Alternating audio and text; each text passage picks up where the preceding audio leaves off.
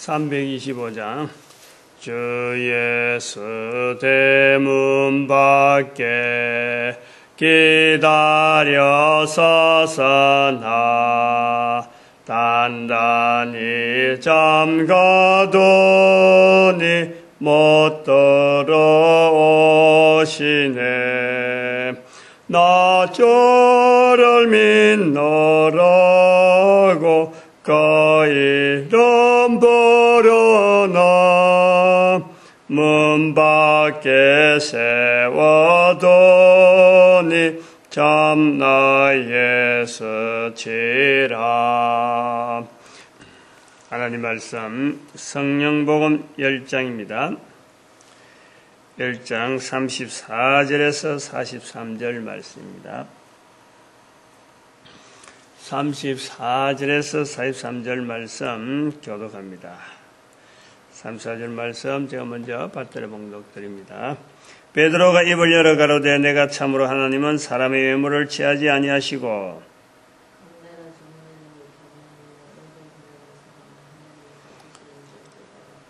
만유의 주 되신 예수 그리스도로 말미암아 화평의 복음을 전하사 이스라엘 자손들에게 보내신 말씀. 성령복음 10장 34절에서 43절 말씀을 좀 길게 여러 시간을 거쳐서 지금 이걸 해석도 하고 또 우리 시대의 지금 현재 우리 교회의 모습과 우리나라 남한의 현재 정치적인 상황 여러 가지 동행하고 비슷한 그 형태가 있어서 같이 연결을 해 보았습니다. 첫 번째 우리가 접근한 것은 이 성령님과 사탄, 요 중간에 있는 인간의 그 위치에서 성령님이 하시는 일은 사람이 못하는 일에서 성령님이 하시는 일이 나타나는 것은 어떤 경향으로 나가고 사탄이 하는 것은 어떤 경향으로 나간다. 요거 분석하는 것이 초점이었죠. 상당히 중요한 안목이고 또 그것을 우리가 믿음으로 또 나가야 될 방향인 거죠. 그리고 실제로 우리 사회에서 일어나는 우리가 속해 있는 사회에서 일어나는 어떤 그 사회를 이렇게 반대적인 시각으로 리드하려고 하는 정치적인 동향, 그거 자체가 우리를 궁극적으로 올바르게 인도하려고 하는 성령님의 섭리에 반하는 세력, 그런 것이 얼마든지 있을 수 있는 눈으로 보이는 그러나 참 그거에서 보면은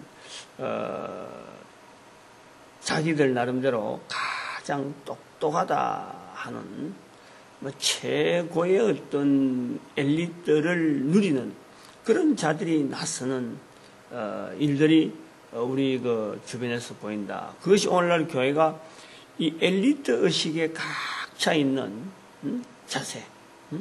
교회 스스로가 사실은 성도가 되어지고 교회가 되어지고 이래 볼 때요, 이 엘리트 의식이 은근히 쌓입니다, 사실은. 왜 그러냐면 기존의 사회에서의 느껴보지 못한 희열이 있어요, 여기는. 지를 알면은 그래요. 처음에는 참 이게 교회가 뭔지 모른다 하고 들어갔다가 참 친구 따라 아니면 어디 살짝 한 번 정도 뭔지 모르게 알아보자 하고 들어왔는데 들어오면 들어올수록 굉장히 깊고 오묘한 내 스스로의 어떤 도덕적인 여러 가지 어떤 그 굴레에서도 이것이 제대로 된 어떤 도덕적인 것을 좌표를 제시하면서 나로 하여금 참 어떤 바른 걸음을 걷는다는 인식이 주어지고 또 지금에 살아가는 이 삶의 형편뿐만 아니라 앞으로 내세까지 죽음이라고 하는 엄청난 과정을 거쳐서라도 여기에 평안이 주어지는 그런 내용이 되니까 이것을 몰랐을 적에는 몰랐는데 알고 나니까 너무 자기 자신이 이렇게 걸어가는 그런 자체가 너무 고마운 거죠. 그러니까 이 거리를 둘 수밖에 없어요. 이쪽으로 자꾸 빠져든다기보다 자꾸 이쪽으로 그 가치를 두고 삶을 하는 것이 뭐 당연히 이제 그래 된단 말이에요. 그러려면 자연히 기존에 있던 사회 속에 내가 몸담고 있던 어떤 사회적인 환경 그 자체는 이제는 좀 저속해 보이고 내가 떠나기를 잘했다. 자기의 발걸음을 항상 높은 자리에 내가 걷는 이 차별화신다. 차별화되어지는 이거 자체는 어쩌보면요 좋을 수도 있어요. 좋을 수도. 그러나 궁극적으로 성령님께서 우리를 인도하는 그거 자체를 본다면 그거는 그렇게 나아가는 건 아니라 그러면 내가 누리는 것은 분명히 나로 하여금 차별화시키는 것 자체는 어쩌보면은 참 바람직한 어떤 길인지 모르지만은 궁극적인 성령님의 인도하심의 속에서 볼 때는요, 그거는 절대 그쪽에 머물면 안 돼요. 다시 내려가야 돼, 다시. 그게 이제, 성경복음 9장에 나오는 베드로하여금 먹으라. 요거에 대한 응답이죠. 내려가야 돼. 바닥에 떨어져야 돼, 다시. 그 속에 있었어서 그 완전히 내가 분리되는 게 아니고, 내 자신의 그 위치를 깨달아서, 나는 요렇게 누리는데, 그럼 저 밑에 사람하고는, 차별 두었던 사람하고는 내가 어떤 관계냐? 내가 다시 들어갔어. 내가 다시 그 속에서 나의 모습, 달라진 모습을 통해서 저들도 달라진 모습을 향해서 방향을 돌릴 수 있도록 내가, 다시 떨어져야 돼. 그렇다고 해서 옛날에 하던 생활, 도덕적인 생활, 나쁜 것이라든지 여러 가지 관습들 다시 모이라. 그런 게 아니고, 나쁜 모습이나 내가 떠나야 되겠다 했던 그것에서는 분명히 떠나고, 바른 가치관을 둔 그것 자체를 분명히 붙잡고, 다른 사람들도 그걸 붙잡을 수 있도록 내가 도구 되어진단 말이에요. 그들 속에서. 이게 성령님께서 원하시는 거예요. 우리가 사도행전을 읽어버리면은 사도들이 하는 행동에 변명을 하고 사도들이 어떻게 되어지고 자기 입장에서는 이렇게 되어지지만 성령 복음으로 읽어보면 시각이 달라져가지고 베드로에게 성령님이 간절하게 어쩌면 좀 강하게 요구하던 그 요구가 오늘 내한테 요구되어지는 그 말씀으로 우리가 보는 거죠. 그런 우리가 시각으로 이래 보면서 이 엘리트 의식 되어지는 개인적으로 누구든지 느끼죠. 저도 분명히 느꼈다니까. 분명히. 내가 그래서 그걸 느끼면서 고등학교 때 있던 친구, 어릴 때부터 있던 친구들이 전부 다 내한테 다 끊기는 거예요. 왜냐하면 안 만나주니까 내가. 저거는 연락하려고 예를 쓰지만 내가 안 만나주는 거지.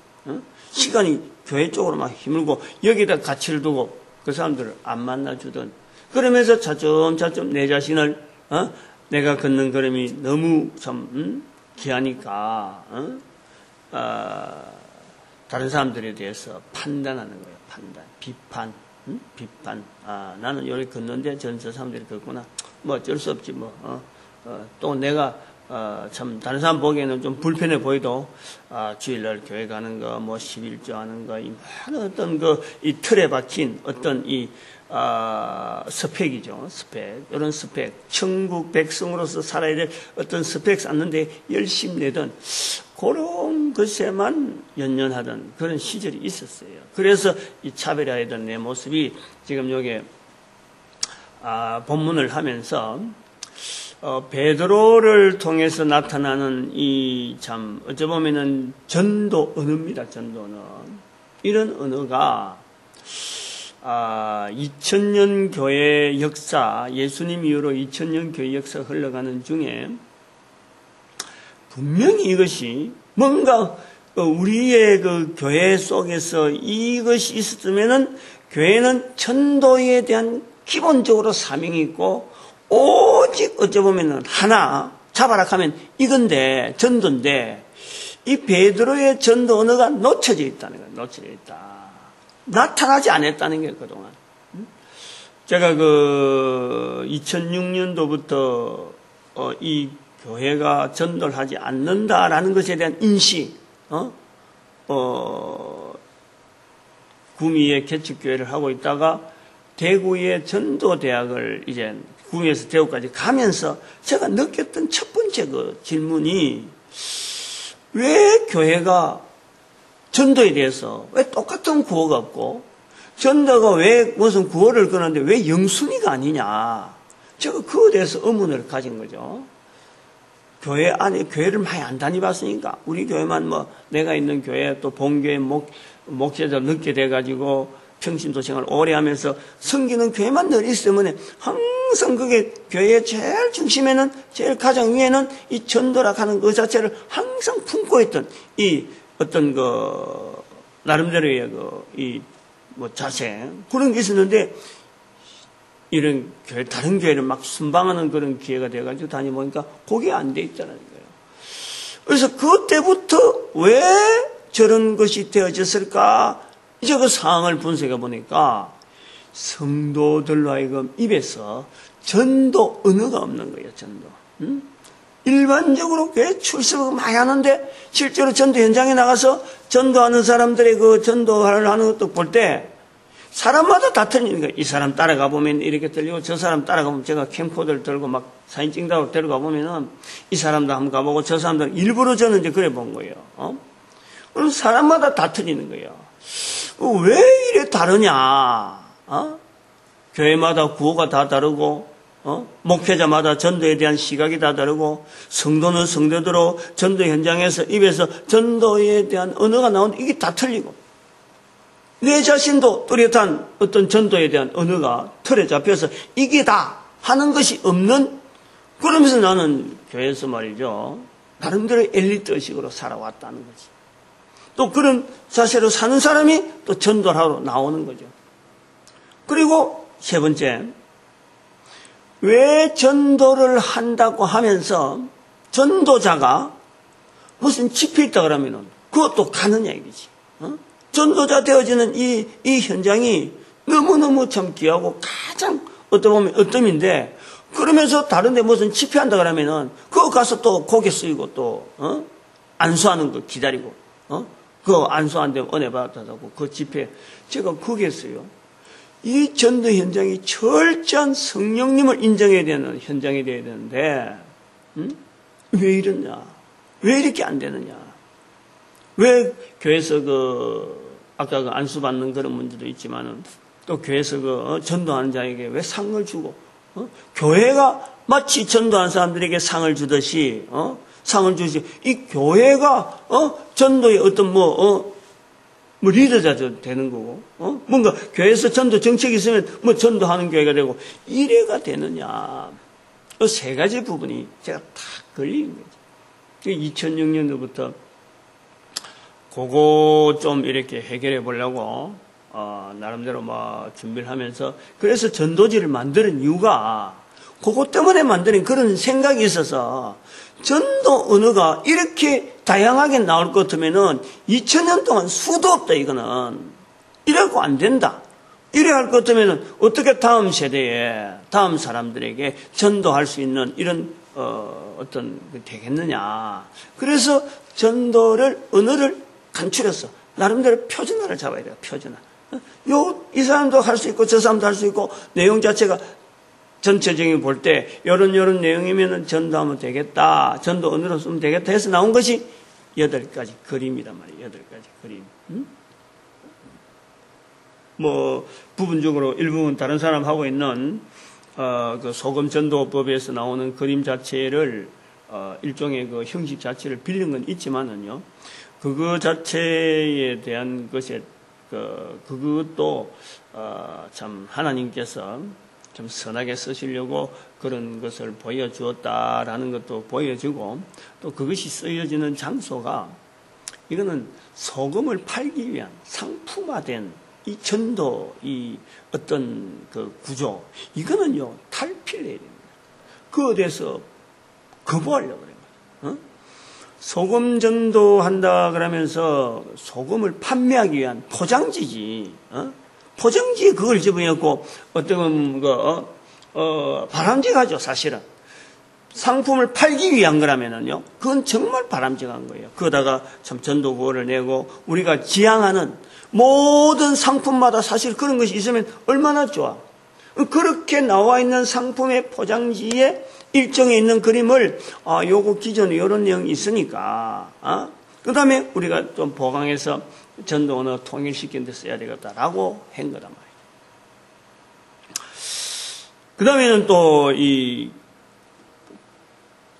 전도자들이 참 너무 먹고 사는데 너무 급급해갖고 안 되겠다 해가지고 막 이런 어떤 여러 가지 정책들 그래서 나온 게 일식 기부 국민운동 또 70인 전도대 운동 해서 인터넷 빌립 전도연구소 복음 전도학교 이렇게 해서 구도를 해갖고 우리 나가는 이런 그림을 그런데 그 나오는 기치가 뭐냐니까 우리가 2000년 동안의 전도 문화가 없어졌다 하는 이 부분이 아니라 여기 이제 맞물려서 하나의 문화적인 어떤 지금 배경, 문화적인 어떤 힘, 요걸 쌓아야 되겠다. 그래서 지금 다양한 어떤 부분에 지금 손을 대고 하나씩 해서 이 전체적인 그림을 자체적으로 갈 수 있도록 이 문화적인 힘으로 해서 갈 수 있도록 그거 지금 하는 거예요.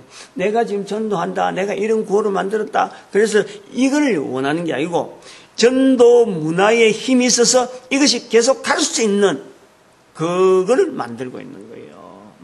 그 취지를 좀 해야 돼요. 그리고 왜 지금 본문에서 10장에서 34절에서 이렇게 머무느냐 그러면은 바로 요 베드로의 입에서 나왔다. 어제도 그 말씀했지만 베드로의 입에서 나왔다 하는 이것 자체가 엘리트 의식으로 굳어져 있는 교회의 엘리트의 계층이 되어지는 신학자 입장에서 보면요. 베드로는 무식한 사람이기 때문에 베드로의 입에서 나오는 이 언어가 어떻게 전도 언어로서 다른 사람들 앞에서 내세울 신학자들의 연구 테마가 연구할 만한 어떤 내용이 되느냐 이것이 너무 약하다는 베드로의 입에서 나온 이것 자체 그 단위가 한 장도 아니고 부분적으로 딱 나타난 이것 갖고 신학자들이 거기다 심혈을 기울여서 전도 언어를 만들었다. 이거는요 엘리트 의식에 젖은 신학자들의 자부심, 긍지에 이게 손상이 간다. 저는 그런 식으로 비약해서 표현하는 거예요. 그래서 무시당했다는 거예요. 무시. 이거를 예수님께서 전도해라, 내 증인되라, 오로지 성령님을 인정해라 라고 하는 그 말씀 앞에 우리가 베드로를 통해서 나오는 이 어떤 참 가장 어쩌보면은 초기에 나오는 이 복음의 내용 자체를 이거를 무시해버리고 바울 가장 엘리트 성경에 나와 있는 신약 성경에 나와 있는 가장 엘리트란 그 엘리트란 같은 엘리트가 엘리트를 상대해야지 하는 이런 의식이 있어갖고 바울의 서식에서 나오는 이 복음적인 어떤 언어를 만들려고 애를 쓰는 근데 워낙 강범위하고 그거는 찾기가 힘이 들어요. 제가 로마서를 강의할 때도 로마서에 대한 이 분석을 할 때도 그 부분을 이야기한 거예요. 너무 들어가면 안 되는 거죠. 너무 들어가. 그래서 개략적으로 왜 이런 복음서 로마서 써있네 하면서 정리를 하고 마감하고 나와야 돼. 그래서 우리의 복음이 이렇다라고 하면은 앞뒤 모든 사도 바울이 쓴 모든 성글이 다 인용이 되어야 되고 다 연결되어 있는데 강범위가 부풀어진단 말이에요. 그래서 그걸 일찍 딱 빨리 끝내고 요점을 딱 채워서 요점에 딱 들어가고는 정리하고 나와버린 거예요.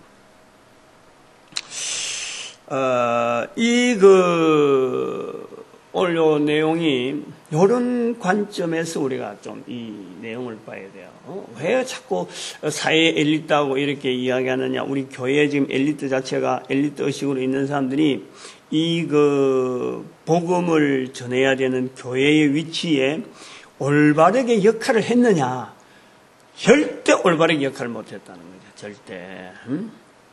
신학이라고 하는 이 자리가 우리가 교회가요, 이걸 신학이라고 하는 이 신학교 자체를요, 기존의 교회에서 이걸 없애야 돼요.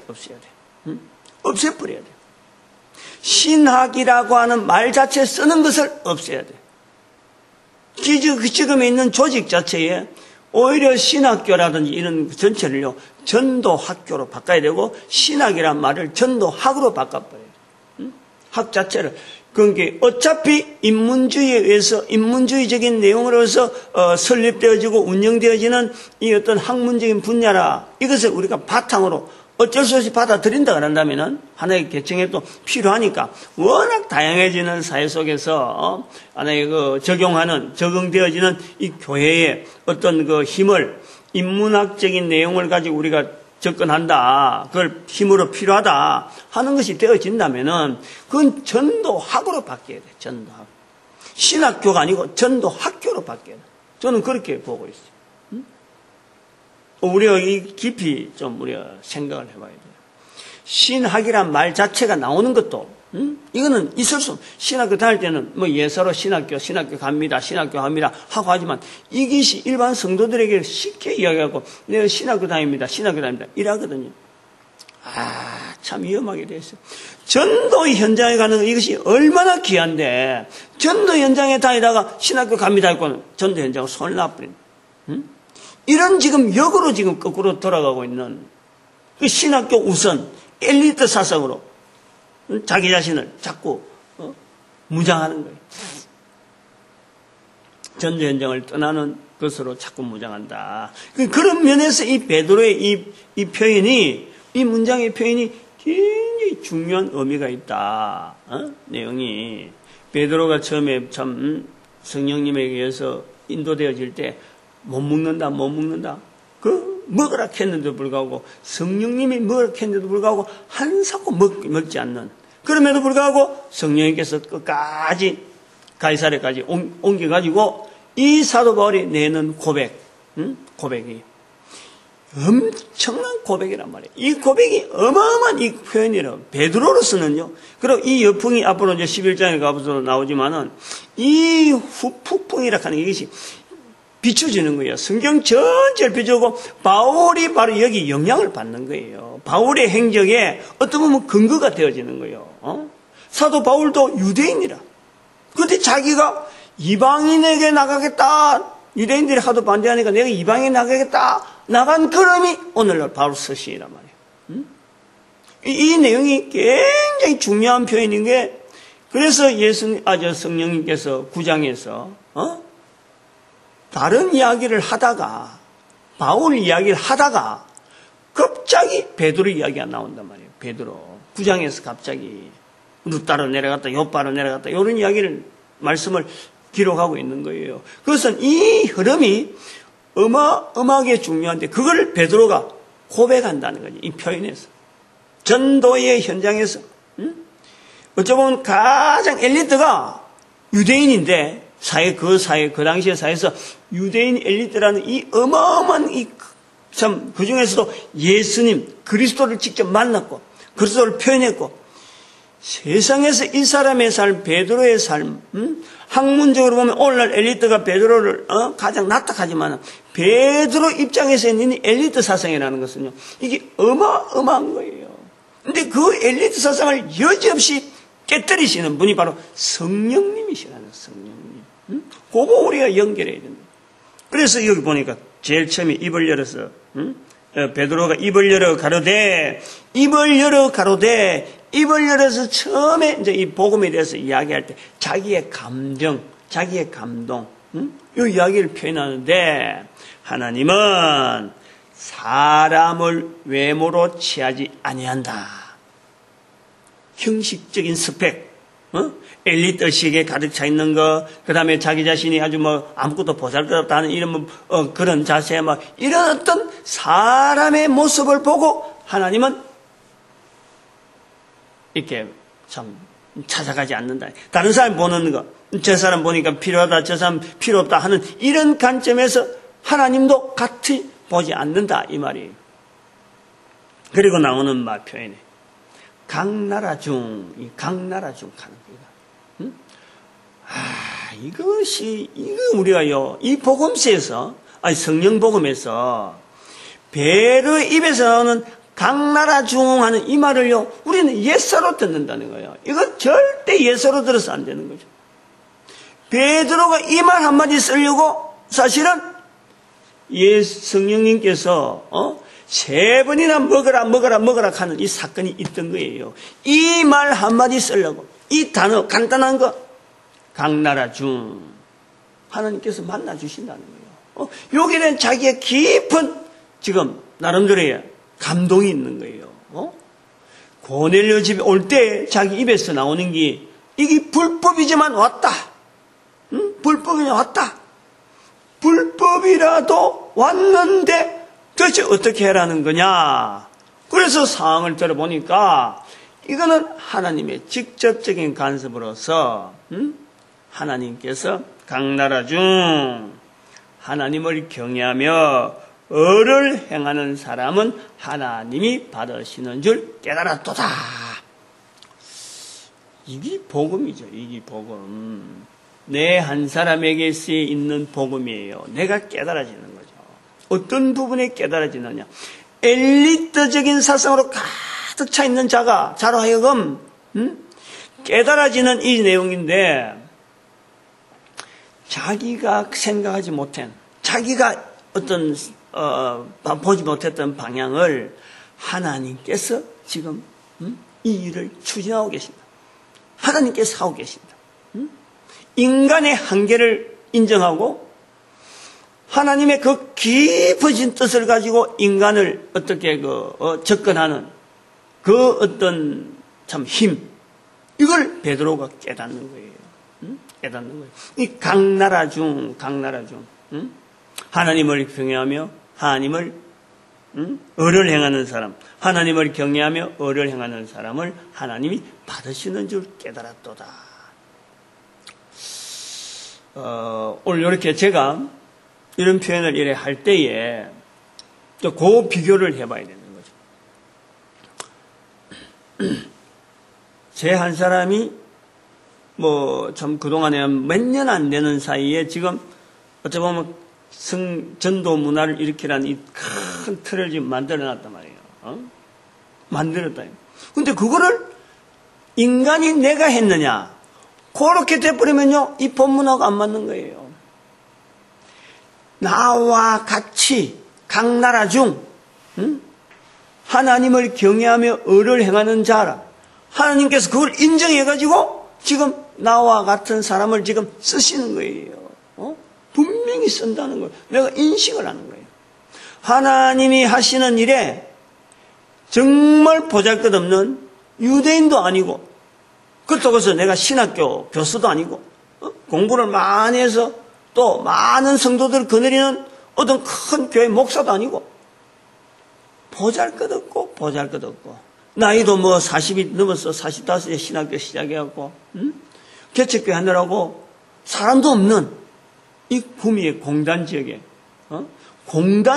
유독히 떠있는 섬 같은 이 동네에 와가지고 아이 참 교회가 전도를 하지 않는다 하는 그것을 깨달은 하나의 충격 때문에 한 걸음 한 걸음 뒤다 보니까 이 엄청난 일이 지금 내 앞에 주어지는 이걸요, 베드로 입장에서 이야기하는 거예요. 내 자신도 신학자들이 별로 별 볼 일 없다고 보는 엘리트자들이, 저도 학문을 가진 엘리트자들이 볼 때는 베드로는 별 볼 일 없다고 보고 있는 그런 자들 중에서 내가 되어지는 거예요. 또 베드로와 같이 민족적으로 엘리트 되어 있는 강나라 사람은 아무 보잘것없는 사람이라고 생각하고 있는 그 사람들 중에서 내가 지금 하나님 앞에 이 고백을 하면서 밀어붙이는데 조금씩 내뱉는 구호 하나씩 생각날 때마다 외치는 거죠. 70인 전도운동, 그게 사람이 70명 있어서 그런 것도 아니고 혼자 있으면서 70인 전도운동 한다. 외치는 거예요. 인터넷을 써야 되겠다. 인터넷에 대해서 잘 모르면서도 조금 아는 거 그거 갖고 인터넷을 이걸 도구를 해야 되겠다. 복음 전도학교 256개 하나도 없는데 이 대한민국의 우편 체제가 256이니까 우편 번호 체제가 256이니까 이거 256개 해야 된다. 각 번호마다 하나씩 채워진다. 그냥 외치는 거예요. 빌립전도연구소 이게 필요하다. 응? 이 돈도 만들어야 되고 전도지도 만들어야 되고 기획도 해야 되고 할 일이 많다. 그래가지고 뭐 시작해서 나가는 거예요. 혼자서. 그런데 그게 혼자냐? 각 나라 중에 의를 행하며 하나님을 경외하며 의를 행하는 사람은 하나님이 받으시는 중에 한 사람으로 들어가는 거지. 또 나머지 사무엘 시대 때 말씀하신 그 말씀처럼 사무엘 시대 아니요 엘리야 시대 때 7천인이 있을 수가 있죠. 7천인이 내 말고 또 다른 7천인이 있을 수가 있잖아요. 그거 지금 내다보고 있는 거예요. 내다보고 분명히 모아질 때가 있어.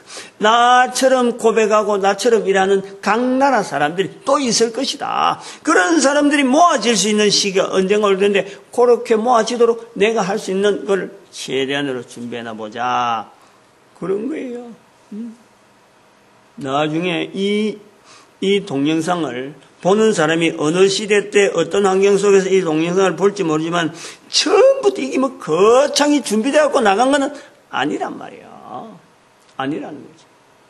우리가 처음부터 하면서 신학교 문제를 왜 거론했냐면은 신학교 자체가 있으면서 성경을 엉터리로 해석했다 이거지. 성경 전체를 보고 이 성경에 있는 내용 자체를 설교의 도구화시키는 그런 작업을 지금 신학교에서 하고 있다는 거죠. 그래서 신학교에 대해서 철저히 비판을 하는 거죠. 신학교 하면 안 된다. 신학교는 처음부터 나온 것이 변정학에서 되어져 가지고 나중에 철학하고 분리되면서 신학이라 하는 어떤 자리가 나오진 어부질이 밀리고 밀려서 나오는 것이 신학인데, 근데 안에 신학한 사람들은 자부심으로 신학이 있어야 철학이 있고 신학이 있어야 모든 정치학이나 모든 학문의 리더 자락하지만은 인문학 분야로 보면은 밀려서 쪼가리 되어지고 오늘날 교회한테 던지는 게 이 신학인데, 그걸 붙잡고 이걸 참 최고의 어떤 기둥처럼 하는데 실제로 교회의 최고의 기둥은 정인되어지는 거죠. 예수님의 정인되어지는 이 전도되어지는 여기에 학문적으로 도와주고 전도 언어를 만들어주고 전도지를 보급하고 하는 이런 기획적인 이런 것 전체가 들어가는 것이 바로 신학교가 해야 될 어떤 기능인데, 요거 이름이 신학교가 되어 있으니까 안 된다. 그래서 전도학교를 바꿔야 됐다. 오래전부터 외쳤던 거죠. 될 거예요, 언젠가는. 지금 신학교 구조로 갖고는요, 계속해서 말했지만 엘리트 구조가 이걸 깨치지 못하는 거죠. 엘리트 구조가 공산주의 지향해갖고는 절대 우리 그 사회를 변화시키지 못하고 거꾸로 땡기를 놔고 땡기 봐봐야 결국은 이 사회가 가는 근본적인 길 방향이기 때문에 안 된단 말이에요. 그러니까 자체적으로 빨리 검증해가지고 엘리트들이 빨리 이 사회에 도움이 되면서 자기들의 뜻을 펼칠 수 있는 그것은요 있어요. 저는 분명히 있다 봐요. 그거는 제가 볼 때 표준화라. 아까도 했죠. 표준화. 자기 삶을 자체를 일단은 표준적인 어떤 부분에 맞춰가지고 이 사회가 나아가는 쪽의 방향에다가 자기 스스로 일단 맞춰가면서 우리 온 국민들로 하여금 자기 삶에 맞춰오는 자기를 표준화시켜질 수 있는 그것을 국민들에게 모델로 제시하면요 반드시 자기 걸어가는 걸음을요 국민들이 인식할 수 있는 그날이 옵니다. 그게 표준화라고 봐요. 표준. 가능해. 머리가 똑똑하기 때문에 자기를 안 꺾어서 그렇지 자기만 꺾어버리면은 자기가 꺾어지고 국민이 원하는 쪽에서 자기가 한번 살펴보면서 그러나 바른 방향은 아니까 그 바른 방향을 위해서 자기의 삶을 표준화적으로 만들어 나오면은 이 표준화되어진 자세가 나중에 다른 사람들 앞에 적용되면서 사람들이 세월이 지나면서 표준화되어진 이 자체를 모델로 해가지고 방향이 서서히 돌아지게 돼 있어요. 근데 지금은 엘리트들이 전부 자기 각양각색으로 나름대로의 최고의 어떤 지식적인 부분만 갖고 강조를 하니까 뭉쳐져 있지만은 실제로 이 뭉쳐져 있는 게 아니라 낱개로 흩어져 있는 힘도 없는데도 불구하고 그 엘리트식이다 하는 조직이 무슨 주의하고 하니까 힘이 있는 거지만 실제로 힘이 없는, 자기 스스로도 알아요. 엘리트들. 이 신학교가 지금, 신학교 교수들이 지금 그걸 아는 거예요. 아무리 신학교에서 강단에서 열변을 토하고, 자기 이론을 막 이야기하지만은 교회는 전혀 원하는 이론대로 나아가질 않아요. 왜냐하면 교회는 근본적으로 전도해야 되는 도구로서 하나님께서 만들어 놓으신, 채워 놓으신 분명한 자리에 있으니까 이것 멀리하면서 신학교 교수들이 이것 전혀 의식하지 못하면서 또 현장을 전혀 가지지 못하면서 강의만 갖고 이론적인 것만 갖고 꽉 차 있는 것 같고 교회하고 실제로 안 맞는 거죠. 가면 갈수록 거리가 떨어지기 때문에 신학교는 언젠가는 전도학교로 바꾸지 않으면 문 닫을 수밖에 없도록 되어 있는 거죠. 있는 거예요. 지금 우리가 전도 문화를 일으키는 이 문화를 통해서 계속 나가면요, 신학교는 문 닫을 수밖에 없도록 자연적으로 되어 있어요. 자연적으로. 지금 현재 구조를, 앞으로 우리가 진행하는 이 구조를 봐는요, 신학교 안 가도 얼마든지 전도자로서, 얼마든지 목회자로서 할 수 있는 구조가 지금 만들어져 있는 거예요. 어마어마한 것이, 그것이 조그마한 이제 발상이 되어지고, 아직 뭐 힘있게 막 나갈 정도는 아니고, 혼자서 준비해놨으니까, 이제는 뭐 여기 쌓이겠지. 쌓이고, 세월이 지나면요, 이것이 신학교는 어림도 없어요. 그거는 뭐, 탱크 앞에 놓여있는 조그마한 동가리, 바위, 돌멩이 하나 있는 것 정도밖에 안 되는데, 이거는 왜냐 하니까 성령님께서 지금 큰 물결이 분명히 보이기 때문에, 그거 가로막는 신학교가 된다면, 그건 철저하게 부서질 수밖에 없어요. 그렇게 돼요. 그렇게 빨리 전환시켜야 돼요. 빨리 전환시켜요. 교회의 엘리트들. 이 복음서에, 이 성령복음에 나와 있는, 성령복음 10장 34절, 43절에 있는 이 말씀에 대한 이 내용을요, 우리는 정말 정밀하게 현장에, 교회 현장에다가 적용해야 될, 신학자들이 해야 될 일이라면은, 바로 목회자들은 이 말씀을 통해서 또한 현장에 나가는 전도자들에게 그 입에 던져줄 수 있는 틀을 만드는 그런 일에 우리가 심혈을 기울여야 돼요, 심혈을. 그 중에 우리가 만들어 놓은 전도 언어 8가지 그림 자체에 대한 게 하나의 예가 되죠, 예가. 이런 정도로 했다. 그것만 갖고 또 1000년, 2000년 가라는 법은 없어요. 갈 수도 있지만은, 워낙 다양한 현장이기 때문에 더 많은 전도 현장, 전도 언어들이 나와야 되겠죠. 더 효율적으로, 고민하고 연구하고 해서 많이 나와야 돼요. 그래서 전도학교가 필요한 거예요. 베드로의 그 고백, 각 나라 중에 있다 하는 이 표현 앞에서 우리가, 3번이나 부인하던 그 성령님의 음성 앞에, 그 환상 앞에 3번이나 부인하던 그 베드로의 입에서 각 나라 중에 하나님을 경외하며